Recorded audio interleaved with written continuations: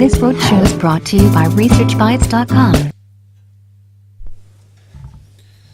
So, welcome to all who are assembled here today to meet us. Outside, you'll notice that Mr. Amitabh is not on the dais today, so I'm apologizing on his behalf. A bad back condition which actually kept him from coming in today, and he had to cancel his travel plans at the last minute.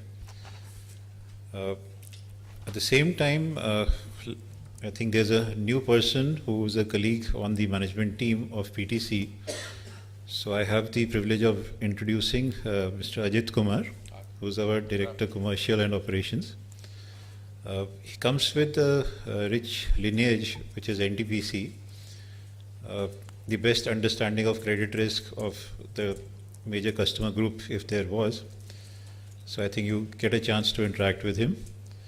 Mr. Arun Kumar and I have been interacting with you along with Mr. Amitabh earlier. So we are here to meet you after concluding a year which is eventful, a lot of initiatives taken in the environment, initiatives which will begin to show results over the next few periods, and initiatives which will actually support and strengthen the business model of PTC, which I guess most of you are pretty much familiar by now. So we've completed a year where we have faced challenges, and we've also seen growth. We've seen our business mix changing towards our long-term goals, and we have thereafter closed the year with a growth number. Now, a growth which is double-digit. At the same time, as we always say, please don't look at us on a quarter-to-quarter basis.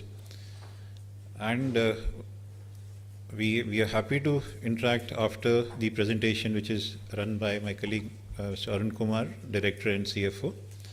So without taking more time, my job was only to set the ball rolling here. I'll request Mr. Arun Kumar to come up here and to address you all.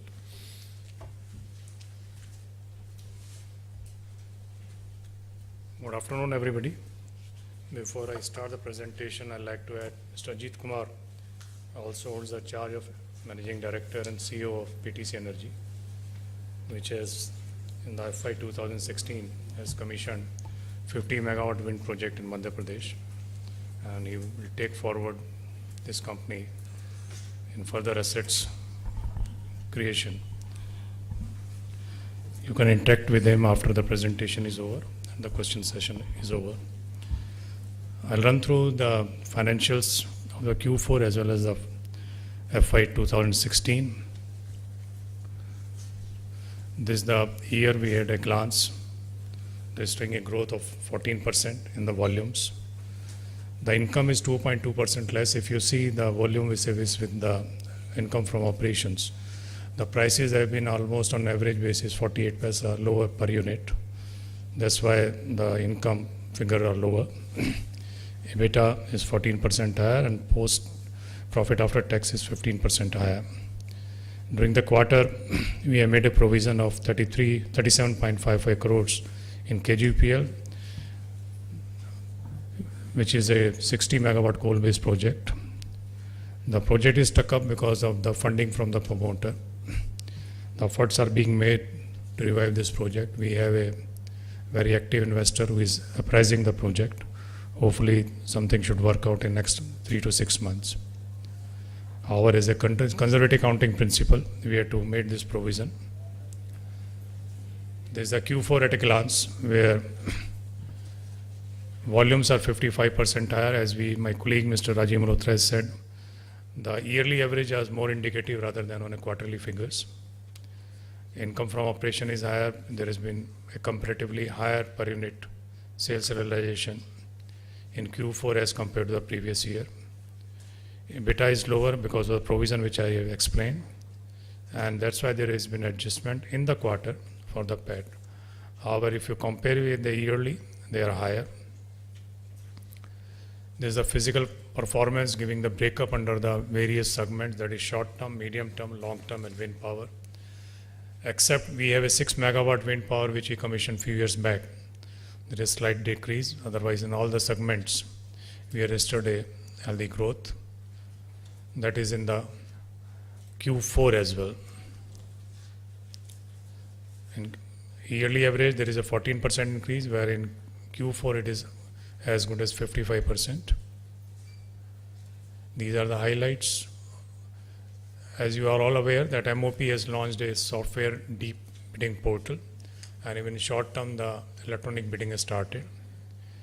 PTC not only offered the maximum number of bids, but the competitive rate for Uttarakhand and Kerala state who have participated in the e-bidding portal. The long term Tamil Nadu Dadunik 100 megawatt also started.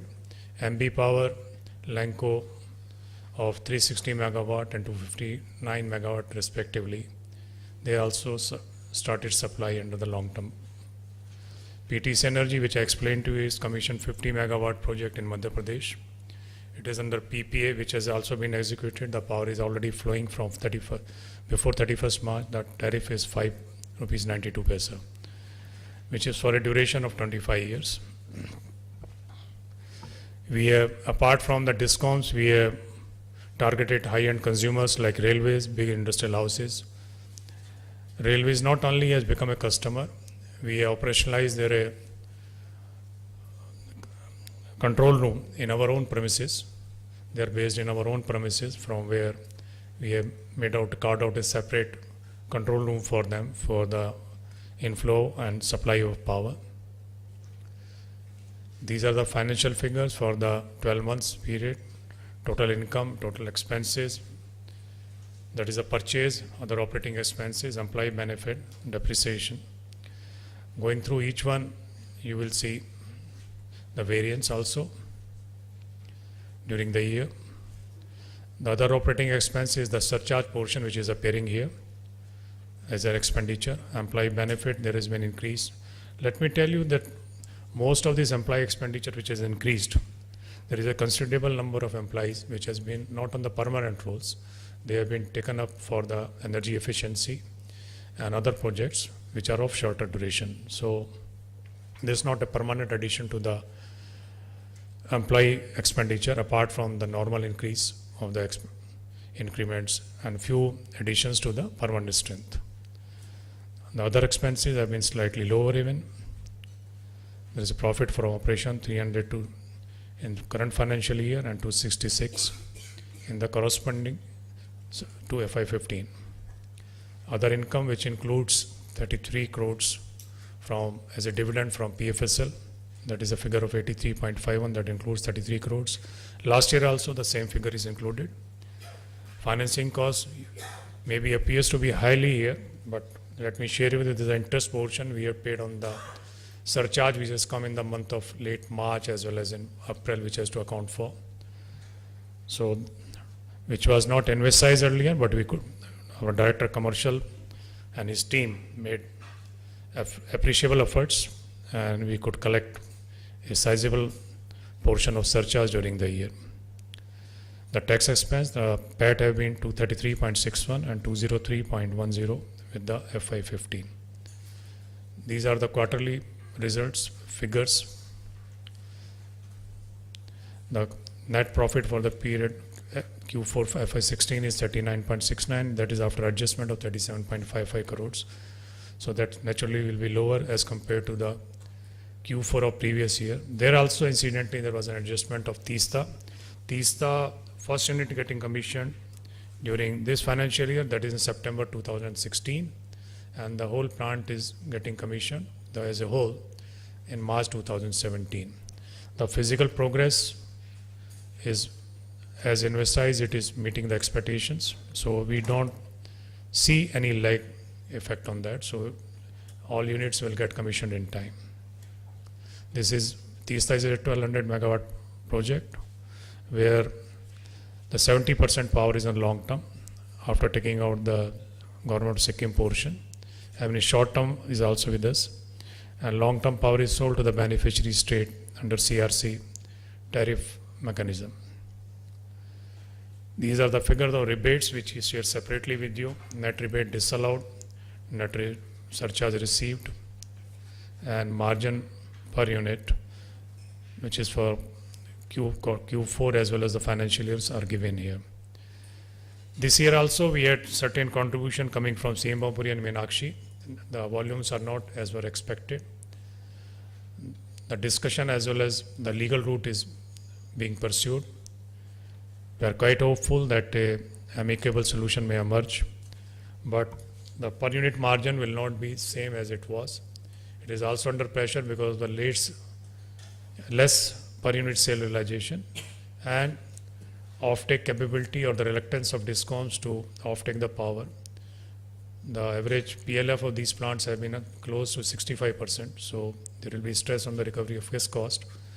So the margin ultimately, which may settle down, will not be as it has been earlier.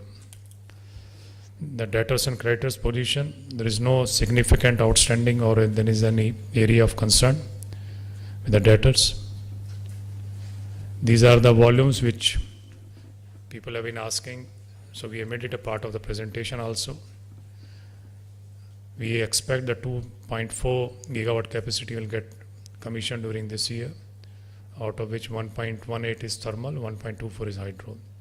Then 2.1 in 17-18 and 18-19 is 0.69. Both these capacities are thermal.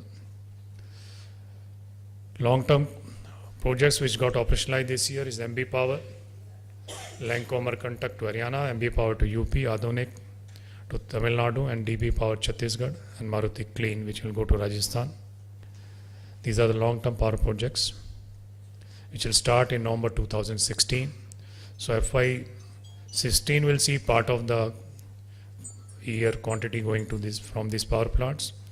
From FY18 this will be for the full year. Way forward, we like to continue our growth. We like to focus on other areas where we can put value additions. We would like to have a strategy to maintain presence in multiple business segments like long term.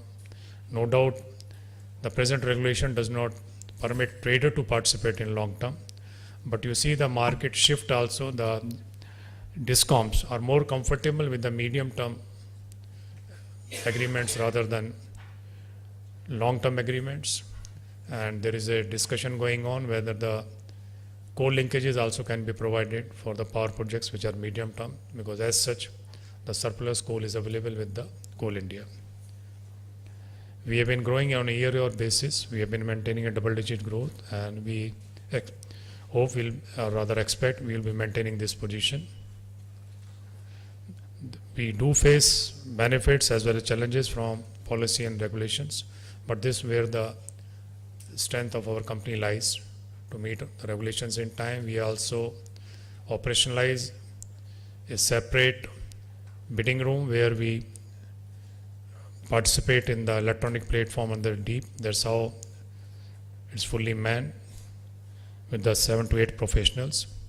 That's how we are able to make the maximum bidding and have the competitive tariff also.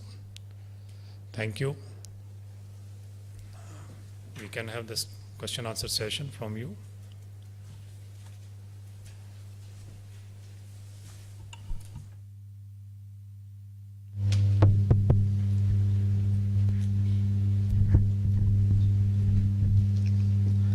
Yeah, hi.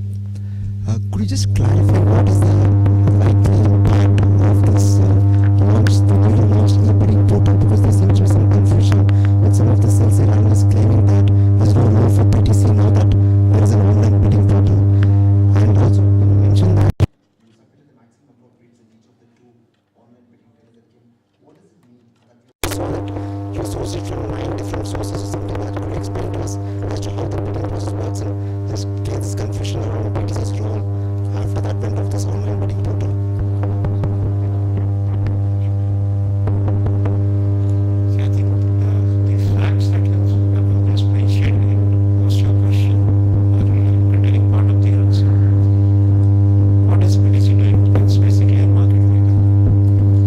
So you are sourcing power from multiple sources. You are selling to multiple buyers, and that is what the multiplier model. The risk of a unwound through a market mechanism. That is what it is about. What were the discoms doing prior to the launch of the DEP? They were anyway calling for bids. The procurers are calling for bids, and they are calling for bids through a paper process.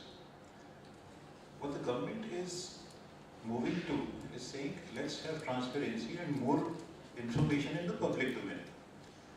Now, it's only replacing that with an open process where the paperwork is not done, but multiple buyers and sellers, either through PTC or direct. And even in the paper process, this was always the option.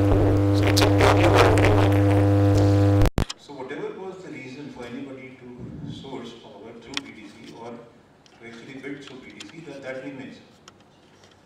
There will always be that temporary blip which says, look, why don't I try and do this alone? But if the reason today is that you need to manage credit risk, you're not confident about the buyer's credit risk, and tomorrow it could be something else. So long as that reason is there, a paper process being replaced by an electronic portal does not take away the fundamentals of that business. If anything, it only complements the transparent kind of business practices that we do. Because paper processes do not always convert to the best outcome. And the way we are governed, we are not equipped to necessarily deviate from what is the correct process. So I'll say it doesn't make a difference. One, if I get optimistic without really getting into the fine granularity of those reasons, it actually works better for us. It does not take away anything from the business model. That's the short answer. We are able to now operate on this from our office itself. We don't have to visit the offices of the distribution companies. Everything is online. We are sitting in an office, seeing the price, reverse auction is going on, and we are in touch with our supplier. So then and there, everything gets finalized. Sir, how does Uday impact you? Positive, negative, whatever? Sir, if Uday were to meet its objectives, and let us presume it has a 45 to 50% success rate. Let's be conservative because many people in the room would be. What it does is it takes the focus away from a pure credit risk, hopefully, to more of performance or meeting supply obligations. Therefore, there is more intent on the discoms to purchase. It actually means what they are not sourcing today, they should start sourcing, and you should see an increase in the number of bids. Second, if it actually takes away some of the credit risk, it gives us an opportunity to move up in terms of value-added services. For instance, the discom today is only saying, I want power for tomorrow, or I want power for the next season. What they may want to hold us to tomorrow, if the reason is not primarily credit risk, is, okay, if I sell power through you, what is the guaranteed revenue I can get, or what is the guaranteed saving if I buy through you? And therefore, a very important part of forecasting of demand and actually getting into that layer, and I'll ask Ajit to actually supplement what I'm saying, because he's seeing the action both from the generation and the discom side. So would you like to add? As he has explained, the advantage which is going to flow to discom and in turn to PTC will be that they will be able to get more loans. Part of the loan is being taken over by the state governments.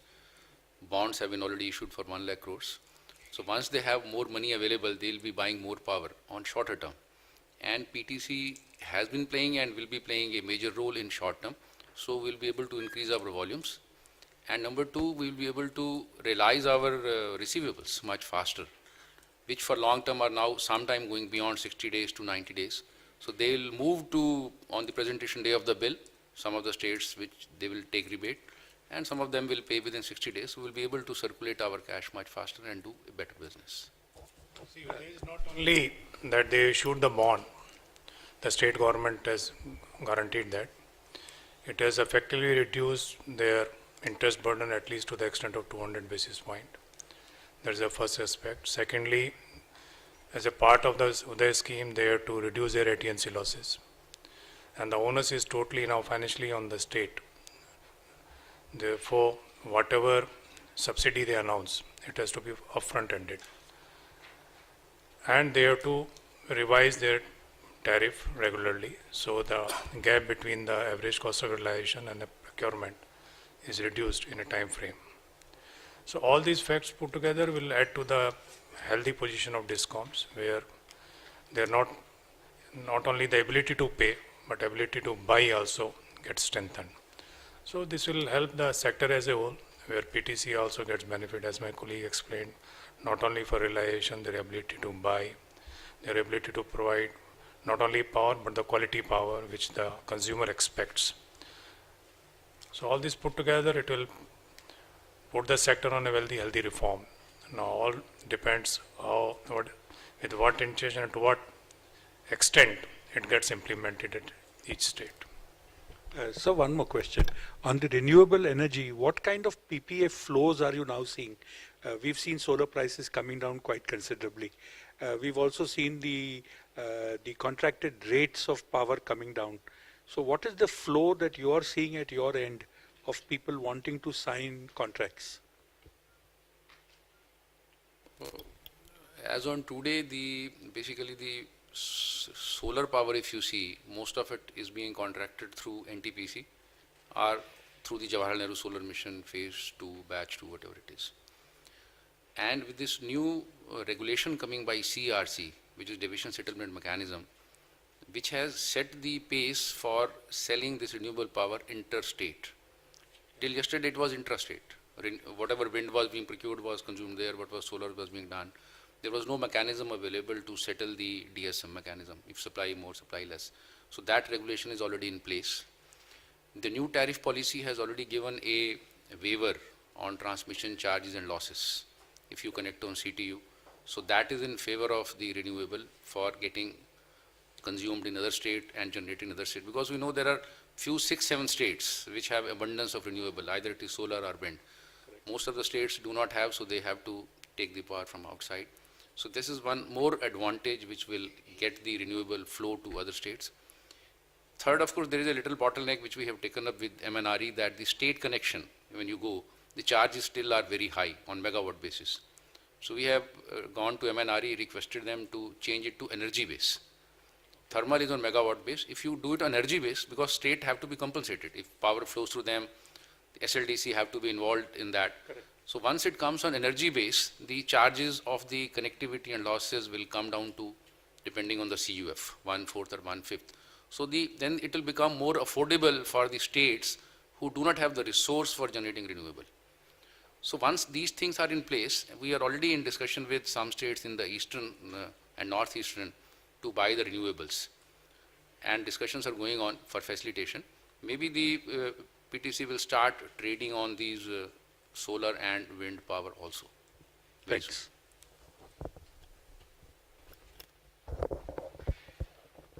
Hello, sir. Can we expect a higher volume growth in FY17 and FY18 in view of heavy investment in transmission lines that is proposed? And that I'm getting feedback that their transmission lines are being put up at the rapid pace.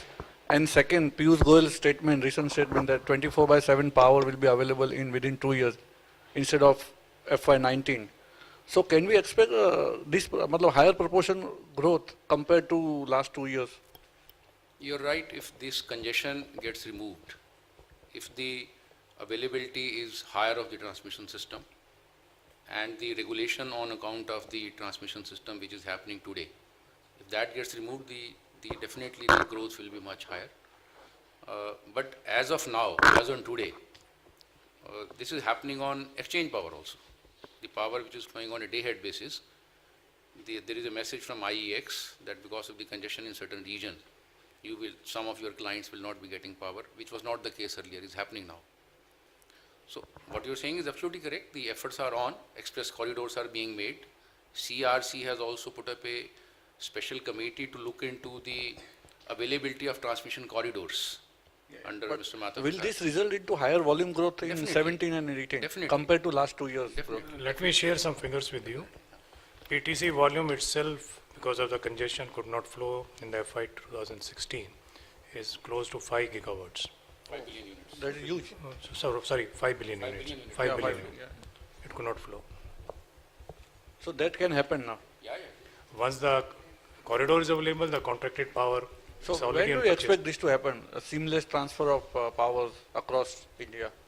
Or maybe not across India, but to the See, large some part of India. Actually, if you see the lines which were planned from western region to southern region, they were basically planned to take away the power from southern region to western region. The growth was like that.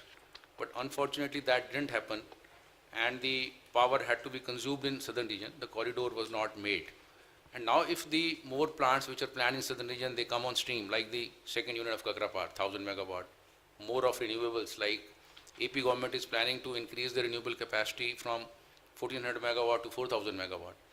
Once the local generation comes, then of course the power flow will become much easier from one region to other region, because the electricity flows by displacement.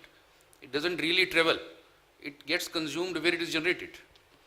So the congestion of the line, once it gets reduced, the power grid is working on it, POSOCO is working on it.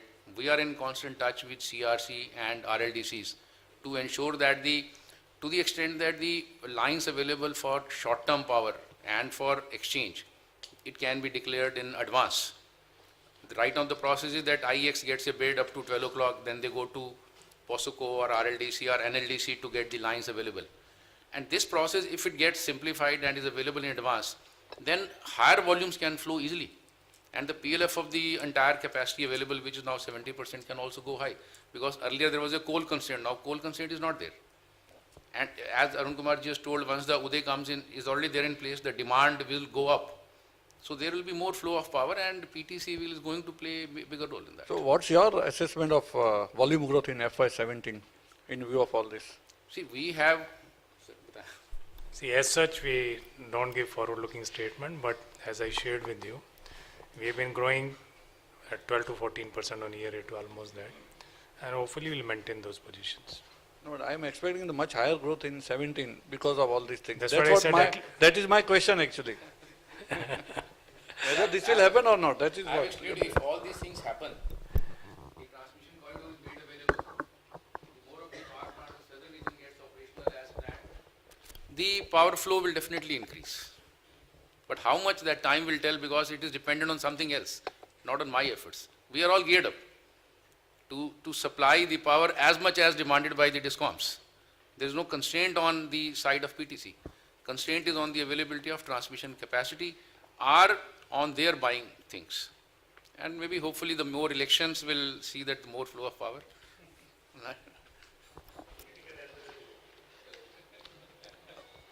Hello. So just want to clarify this thing on the renewable energy. So, I mean, are you allowed to enter into long-term PPAs over there? Yeah, there is absolutely no bar in that. Long term, as far as the renewable is concerned, there is no stoppage. It is only on thermal we are not allowed. Okay. But renewables, you can go ahead. Okay. And so, second thing on the, if you can, provide some detail about the direct to customer business which we're talking about, where you have started supplying some industries and the railways. So, in terms of how many customers right now you have, and in terms of like out of the total volume, how much would be coming from that space right now? If you can provide some detail about it, would be very helpful. We have more than 400 customers as retail customers, and the short-term volumes also includes the volume from the exchange. You are looking for the figures which flows through exchange? Yeah. Okay, we'll let you know that. That we can share with you. No, I have. I'll let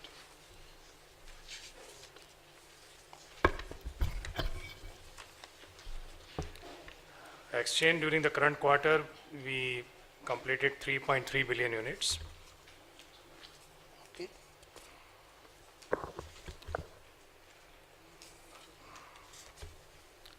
And during the year, we logged 13 billion units. Okay, sir. On a given day, PTC volume is 35 to 40% on the exchange, Okay. No, this is directly to the customers, you mean? directly to the consumers. Okay. And sir, so second question on the non-current investment. So your non-current investment has gone up by 50 crores even after adjusting for that 37 write-off you have taken. We have given 85 crores to PTC Energy Okay. during the year. When we were here last year, we shared with you that PTC board has agreed to provide 300 crores of equity to PTC Energy for investment purposes as a strategic investor, out of which we have given 85 crores that's related to this 50 megawatt wind project in MP. And you had earlier given some 55 earlier. Yeah, sometime. 55 is, So total 140 has been given. yeah, 140 is, total So- paid up capital is 140. Okay. Okay. So that's all from my side. Thank you. Yeah, my first question is on, can you dwell a bit more on your renewable plan through this PTC Energy? Like with 50 megawatt now, what do you want your portfolio to be next 2-3 years? And which all states that you are targeting? See, this was the first year when we have done 50 megawatt in MP, which was giving a very good tariff.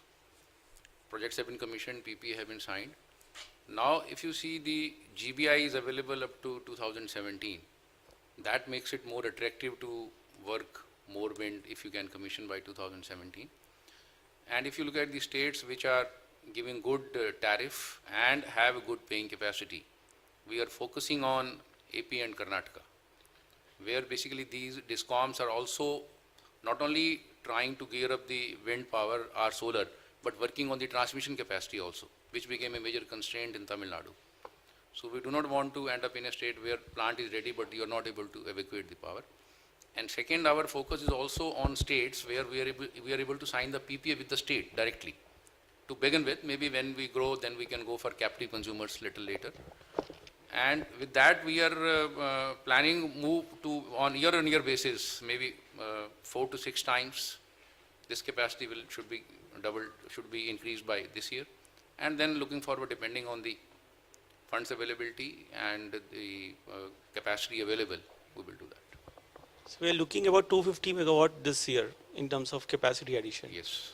For which ordering has already been placed, because generally it takes 12 months for a wind plant. So We are in discussions with the major wind suppliers basically, and the orders will be finalized in a couple of weeks so that we are able to commission the projects by year end. okay. My second question, if you can comment on how do we see, is there any development on this coal linkage policy for the medium term PPA, because that seems to be one of the overhangs on the stock. So any progress that you see from the government side? Last week there was a review in the Ministry of Power by JS where all stakeholders were present, including Coal India. The issue was raised by the PTC as well as the generators, and there was a confirmed assurance that not in months but in weeks the policy will be out. Okay. I fail to understand why do you given a provision for diminution in investments in this year for KGPL? Like this has been an asset where you have been not put any money for last 3 years, and the investment is static, and especially in the light when you are already discussing with a potential investor and you expect to close the deal in 3 to 6 months, then why to provide this year? You know, if you have not done for last 3 years, then why this year? See, as a matter of conservative accounting principle, you have to provide for it. And in addition to that, one of the lender carried out a valuation of that, a full-fledged valuation.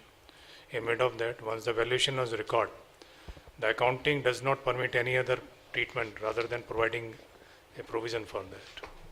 So what was the valuation, if you can share? Valuation falls short of the lender's principal as well as for the interest portion. Therefore, we had provided anticipation for the full value invested. It is a provision. And the efforts are on. One potential buyer for the plant is already in discussion. Now, what will come out of it, I cannot assure of that. Okay. And my last thing is, there any one-off is there in the other income, like we have this time in this quarter, or is just from normal treasury income? As I explained to you, that 33 crores as a dividend from PTC Financial Services. During the current quarter? Current quarter. Yeah. Just So we have about 14 crores of other income in this quarter. that is the interest income. That's And interest it's income. interest and dividend income, which we churn out on a day-to-day basis the working capital. Okay, thank you. Yes. Sir, this is Sanjeev here from Sharekhan. Can you help us to understand how much of cash flow we generated this year? And it seems, looking at the balance sheet, that we have a higher receivable. So, if you can throw some light on that also. So you have to take out the income tax as well as the dividend portion we have distributed. Balance is and the 85 crores which is given to PTC Energy. So that is balance, the cash is available with us. As on 31st March this year and as compared to the earlier year, you will see a difference of around 220 crores. And the cash in hand, that's all. It was 853 and 633 during the current year. It's a receivable side. Not on the receivable side, I'm saying the cash availability as on 31st March. There is a jump in receivables. So, is there any? There is slight jump in receivable. As I shared with you, there are 4 power projects, the long-term power projects, which has got commissioned, and the expected payment which comes from DISCOM is after the 60th day. And due to the lower tariff being available, these power plants has to buy out for their fuel, etc. Otherwise, they will not be able to generate the power. So that's how the rebate portion is also high. We pay, then we get the better rebate. And the money is coming either on 59th day or maybe at 60th date or after that. What is the amount, sir, for these 4 projects? 4 projects, total block amount will be around 150 crore, that's all, extra increase. Okay, thank you. But it's a comfortable situation where the DISCOMs are paying, because the agreement is structured in a manner that from the due date to 30th day there is a credit rebate, and the surcharge comes out on 60th day. So once they fall into the bracket of 30 to 60th day, the tendency either to pay on 59th day or after 61st day. They also try to avoid this payment of surcharge. Just to, sorry to harp on the same thing, what is the age of those, any receivable part which we, if you would like to highlight, which are on the higher side? Age, most of that falls within below 90 days. I'll give you, for example, if you see the outstanding as on 31st March, they were close to 3,300 crores. Okay. The 36% of that came in April and May itself, outstanding. So this is cyclic, and a particular day, it will be not give a correct picture, as we have been telling you. It depends on the billing cycle and the collection cycle. Fine, sir. Thank you. That's it from my side. Yeah. So as the creditworthiness of the ACPs improve with the Uday program, whatever, if you expect the receivables to be paid on time or paid within a meaningful period of time, are we likely to see a drop in your surcharge income? And do you have alternate ability to generate cash on that much cash that's released? See, we are not in the business of collecting surcharge. It's an incidental income. And we will be more than happy if the surcharge income goes down and the ability to pay off DISCOMs improves. And with Uday or the reforms which will take place, we do expect that there will be certain improvements on the part of the DISCOMs. And the administrators or the people, professional people who are managing the DISCOMs, they also do realize that what is the liability comes to them when the payment is being delayed. So they are quite professional on that, at least on the operating part. But they have their own limitations to pay for it because of the legacy and other reasons which has been existing because of other reasons. So in the past, you told us that the actual surcharge levels are negotiated and it's not necessarily the stipulated amount and so on. So what have you been realizing in terms of, if you consider it as a return on capital locked up in the pay receivables? It varies from DISCOM to DISCOM. The contracted rate of surcharge is 15%. It has varied from 7 to 10%. One state pays 15% also. So it varies. Thanks. Negotiation is done with only for 2 to 3 states. The rest of them pay.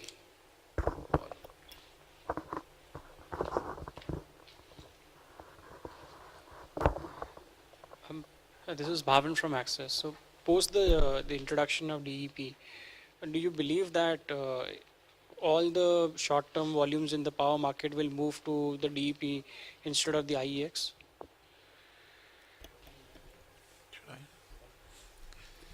I think this is something which you have to be clear about. IEX volumes and DEP volumes are two distinct segments of the market, be that as it may. The DEP is very much an over-the-counter kind of process. The buyers saying, look, this is the buyer who needs the power. The sellers are there and the identities of each other is known. You are doing a reverse auction process. The exchange, by its very definition, is a double-ended closed auction. It's anonymous. It's only after you clear a cluster of bids that you get to see what has been cleared from the buy and sell side and who you are kind of contracting with. The counterparty does not have an identity until it has been cleared. And the typical kind of volumes on the exchange are the day ahead volumes. So it's more somebody saying 1 day power. Again, that 1 day can keep rolling for the next 7 days. But the DEP is typically going to be a season ahead or 2 months, 3 months kind of power that is typically in the OTC space. So the question was, do you believe that over time the government can replicate more than a day or the short term to everything to a DEPP platform, because that's a government platform? Or do you believe that the day ahead market will stay at the exchanges? Day ahead market will stay as it is, but the short term volumes will definitely move to DEEP platform. After the model is successful, there are certain issues if they are taken care of, maybe the government may move medium term also to this. That is the planning going on, but shifting medium term to this platform will take some time, unless until this short term procurement, delivery, payment, etc. is stabilized and the buyer and seller both are in sync and in agreement. Yes, we are successful. Secondly, if you could highlight which are the states where you are expecting long-term case one bids over the next 6, 12, 18 months? Long-term, whatever contract we have done earlier, they are going to mature. As already Arun Kumarji told that we have started 3 contracts long-term with UP, Haryana and Tamil Nadu. This time it will start with the Rajasthan, 500 megawatt already is cleared, and the Teesta, once it is commissioned, that will also come into the long term.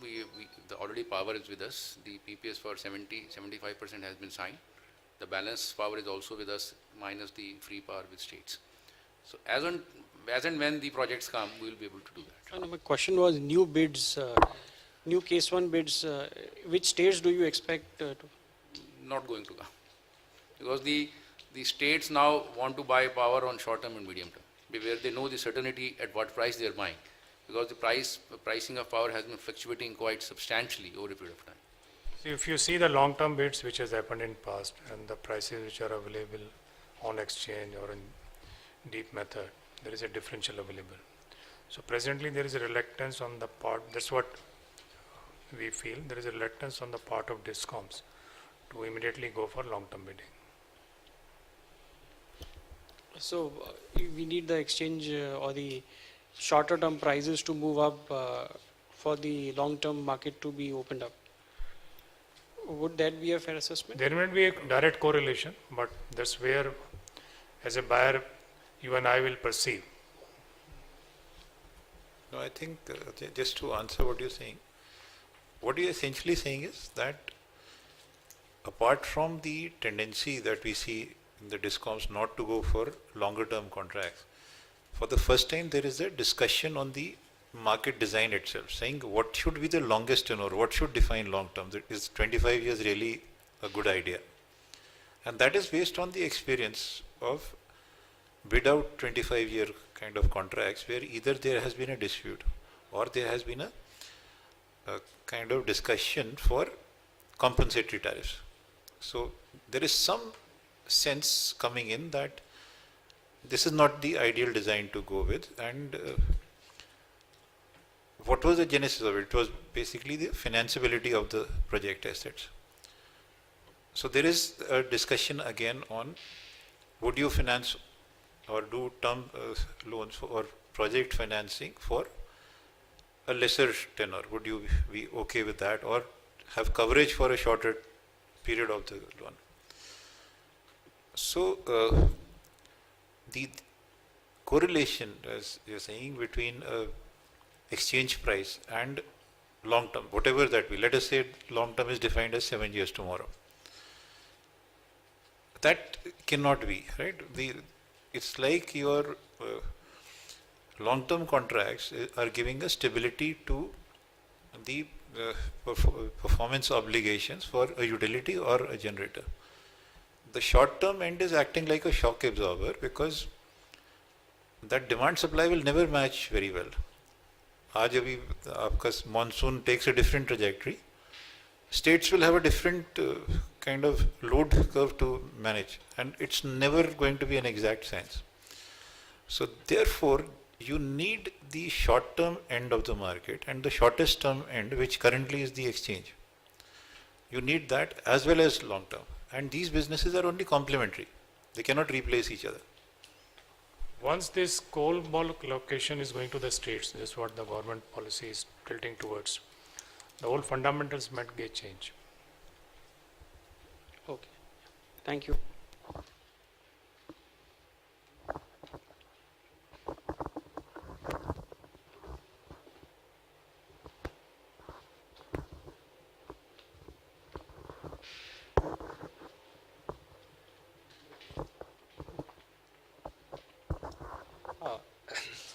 What is the status of Athena Chhattisgarh project in the terms of fuel tie-up and power tie-up and construction?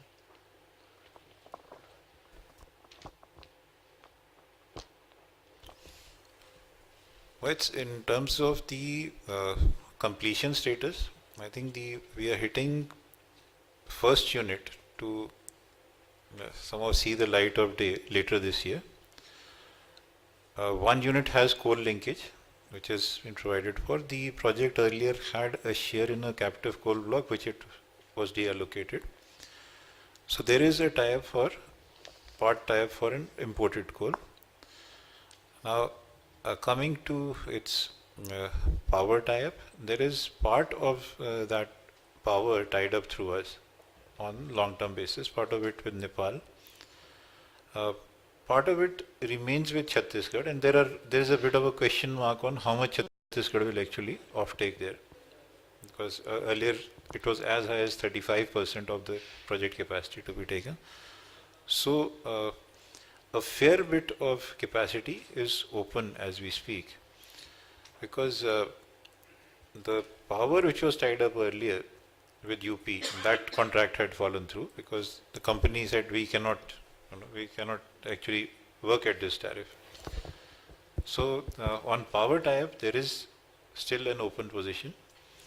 On its completion, we do see it coming to a stage where we should see at least the first unit getting completed later.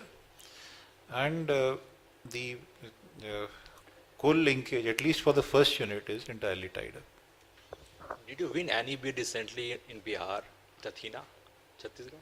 Yeah, that's a bid which is direct between the generator, because we've not participated in that bid.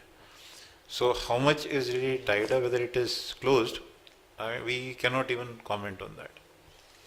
They are a successful bidder as far as Bihar is concerned. The PP is yet to be signed by the state. That's it. And what was the project cost for the wind power plant of 50 megawatt you have put up by PTC Energy?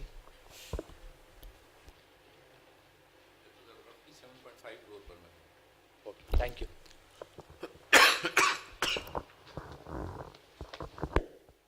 Can you just lay out your vision for the direct-to-consumer business? What are the prospects and what are the constraints? Are there any regulatory constraints in expanding it faster? I think the vision is clouded by regulatory constraints. It has been clouded and it continues to be, because it's predicated on open access. And apart from open access, there is not too much to that business. In terms of special metering requirements or that little investment, we actually have been doing that arrangement. We've been doing that extra piece and even making sure that the cost is recovered through the savings and those kind of models. The issue is, let's take railways, which is our biggest direct to business, if you like, customer. The railways itself, being the biggest kind of open access customer, it's got something like 5,000 traction stations and a smaller number for the townships on which they are. So they are drawing power from different state utilities, and only in the last year with PTC actively hand-holding REMC and doing that, they're trying to do this and in terms of replacing their power procurement strategy by part power being procured from medium term, part being sourced from exchange, part power being sold also where they have that. So even railways as a big system is not a mature customer. So clearly there is we have about 400 open access customers. The total penetration is about 3,000. By any stretch of imagination, it's a very small number, because the average cement manufacturing plant is like a 25 to 30 megawatt captive unit. The ticket size we deal with starts with 1 megawatt, 3 megawatts and so on, and unless you are dealing with a bigger utility like the railways. So the issue is an active participation. If you think of all the captive capacity that could come in and actually sell, or the same kind of captive owners buying from that, the total captive capacity in this country starts to participate. It's a huge number. But how soon do we get there? I think it's a lot of it is how many degrees of freedom are provided. It is also state specific. Some states are moving faster, some have moved faster and then gone back. But overall, the idea is that there is enough pressure on a DISCOM to say, look, these are customers which need to be served well, need to be served reliably, or they find advantage in going direct with a generator.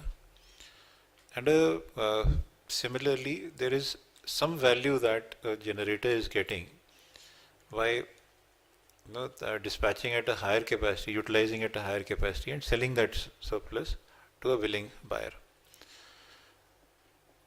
We see this going forward, but in graded steps. And it would be not realistic to say that it's going to become 3x the size in n number of years and so on. One does wish that there is a better sense of precision on this business, but it's really a best kind of case scenario that we keep moving and move this number of 3,000 to maybe 10,000, and even that will be a small number. But I think the challenge is, once you have an active customer, how does he stay active? The customer will find some value for say n number of days in a year or a season, and how does he come back for repurchase, and that repurchase intent keeps coming. So as far as PTC's own strategy or its own understanding is going, I think all we can do, and which we are actively doing, is expand our front lines. So therefore, where we never had a regional kind of structure, we actually have invested in having in charge of 2 regions, having our people in the field actually move through that, and basically to germinate that business like any other underpenetrated market.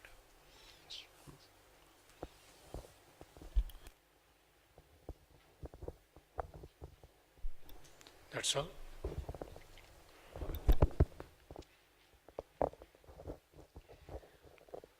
It's a question on renewables. We've seen reverse bidding in solar. Do you believe wind also would go the same way?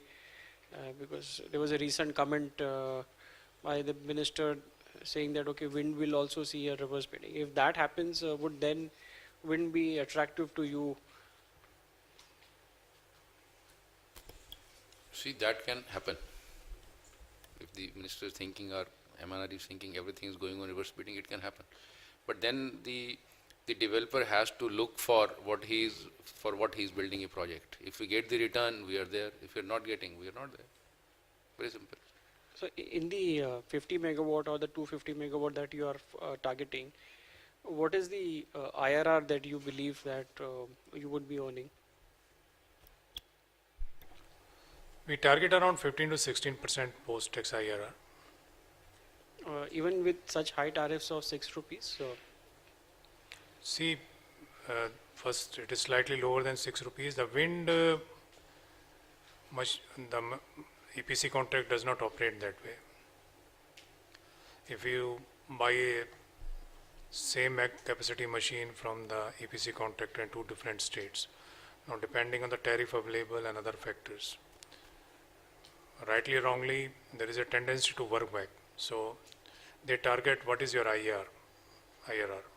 That's how the machines have been supplied so far. And as you said, that minister is looking for a change. Instead of preferential tariff, it's going to a bidding system. That is one of the challenge with the machine suppliers, big machine suppliers of wind. And they are mentally getting adjusted that they have to also tweak in their offered price. See, there is another important aspect. If you see MP where the tariff was high, it falls under wind zone 3, where CUF is low, 20%. And that too only when you move to a higher height. If you're at lower height, if you have 80 meter or 85 meter turbine, then you don't get that CUF. You're able to get 21, 22, or 23 when you go at a 104 meter height machines. So those machines are also costly if you have to avail that CUF to make it attractive. So that is one of the reasons where you are able to. But if you go put the same machine in maybe in Andhra or in Karnataka where the wind zone in 2, where CUF is high, then the price will come down. So the reason you said you are targeting now AP Karnataka is because the MP tariffs have been reduced to 4.8 from 5.9. Would that be the reason? No, that is also reason why they have revised the price. They were not expecting so much capacity to be added in MP this year. Their RPO requirement has been satisfied till 2019. Okay. For the wind. So they don't want any more wind to come. So that is why they have reduced the price. So there are lot many factors. There are other. Which area the CUF is available, at what height you are capturing, or the renewal obligation of that state. So it's a combination of all those factors. That's how the tariff comes up. Yeah, thank you.